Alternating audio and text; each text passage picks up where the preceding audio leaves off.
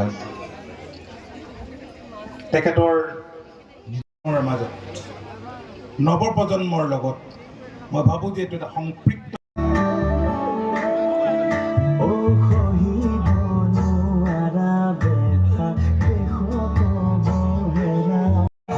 সংখ্যক নেতাজী সুভাষ চন্দ্ৰ বসুৰ জন্ম জয়ন্তী অসম গণ পৰিষদ চাবুৱা নগৰ সমিতি উদ্যোগত জন্ম জয়ন্তী উদযাপন কৰা হৈছে আৰু আমাৰ কাৰণে অতি গৌৰৱৰ কথা আমি আমাৰ মাজত উপস্থিত আছে অসম চৰকাৰৰ কেবিনেট মন্ত্ৰী তথা অসম গণ পৰিষদৰ সন্মানীয় সভাপতি শ্ৰী যুলতুল বৰা ডাঙৰীয়া তেখেতক আমি উষ্ম আদৰণি জনাইছোঁ।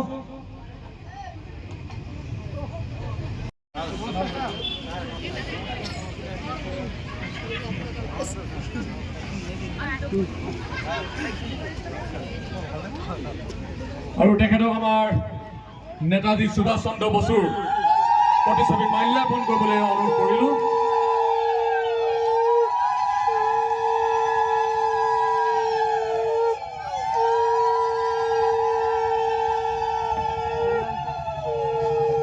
আকাশীৰ ওপৰত যেতিয়া জাপানী সৈন্যৰ লগত লগ লাগি আগবাঢ়ি আহিছে বৰা ডাঙৰীয়া দলৰ কেন্দ্ৰীয় সমিতিৰ সম্পাদক স্বপন ভৱানী দত্ত ডাঙৰীয়াই আৰু চাবুৱা লাহন সমষ্টি সমিতি হৈ মই শ্ৰী নিতুল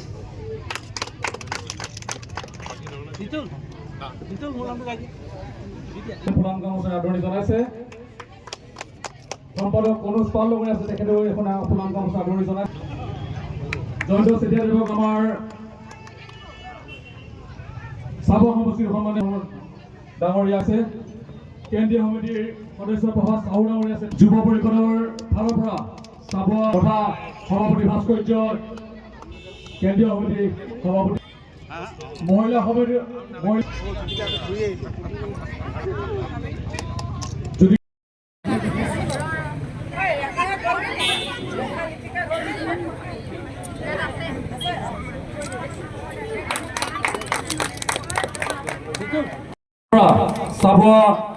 বছৰ 128 সংখ্যক জন্মদিন আজি ইয়াত খুব সুন্দৰভাৱে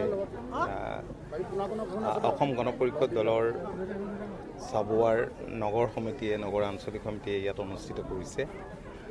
মই 128 সংখ্যক নেতাজীৰ জন্মদিনটোত তেখেতলৈ গভীৰ শ্ৰদ্ধাঞ্জলি জ্ঞাপন কৰিছোঁ। তেখেতৰ পুণ্যাত্মাই চিৰশান্তি লাভ কৰক, য'তে আছে শান্তিৰে থাকক, ভগৱানৰ ওচৰত তাকেই প্ৰাৰ্থনা জনাইছোঁ।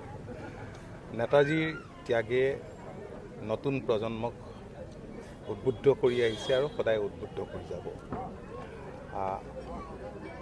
দেশৰ মাননীয় প্ৰধানমন্ত্ৰী নৰেন্দ্ৰ মোদী ডাঙৰীয়াই 2021 চনৰ পৰা নেতাজী সুভাষ চন্দ্ৰ বসুৰ জন্মদিনটোক পৰাক্ৰম দিৱস হিচাপে উদযাপনৰ যোজা কৰিছে, দিহা কৰিছে।